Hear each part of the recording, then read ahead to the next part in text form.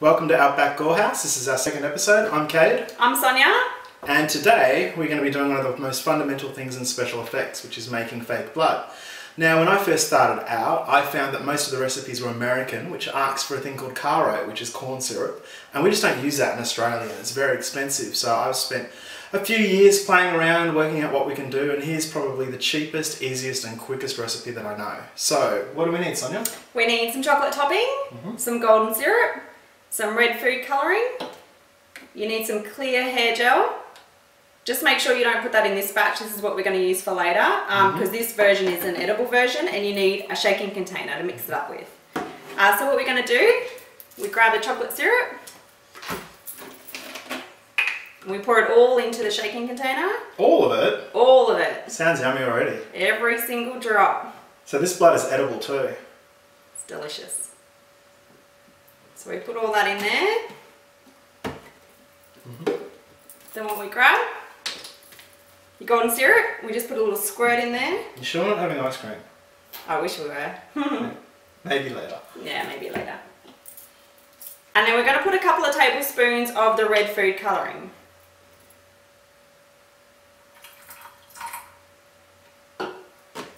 And then what we do, we shake it all up. So make sure you mix it up all really well.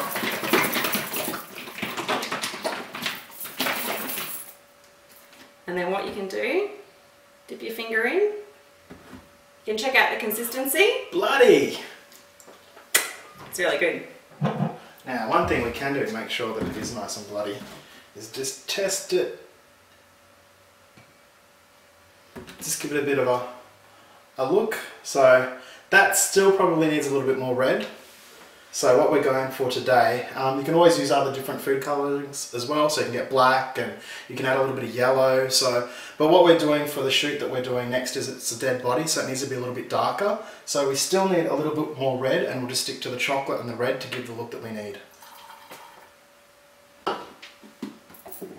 We give it another shake up.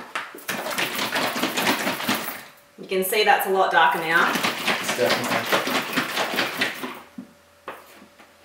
Pour out, let's have a look.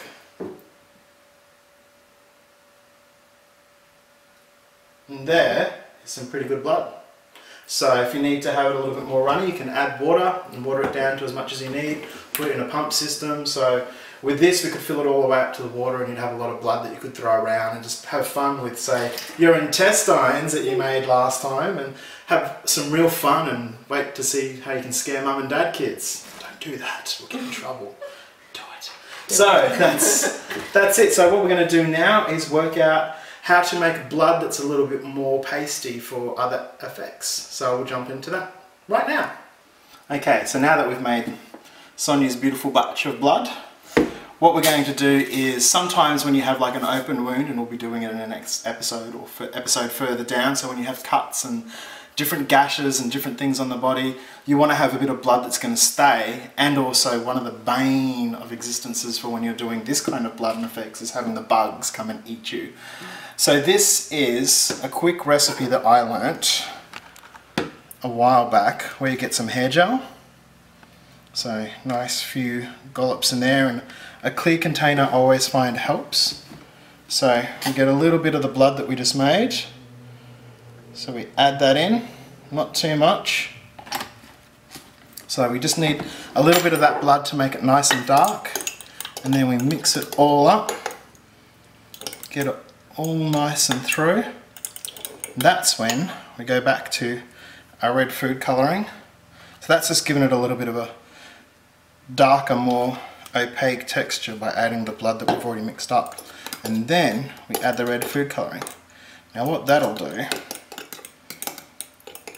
is make a nice kind of red gunky goop or paste. So you can buy this in stores and they charge a fortune for it, or you can make it yourself. So this is nice and easy. We'll add a little bit more hair gel. So what we have now is a nice red paste that we can add on top of scars and cuts and different things that we've already used. So scars.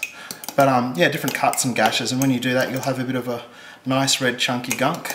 Now what we can also do is add a little bit of black food colouring in there that you can buy, and that'll darken it up just a nice little bit for us. So we'll do that quickly and we'll come back.